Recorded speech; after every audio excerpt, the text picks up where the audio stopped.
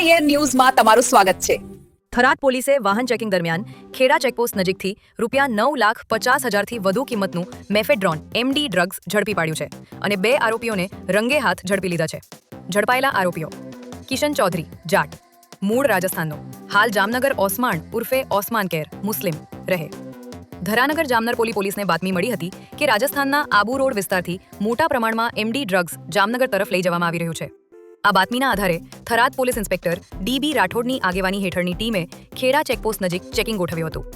આ દરમિયાન એક બાઇક શંકાસ્પદ રીતે આવતી જોવા મળી હતી।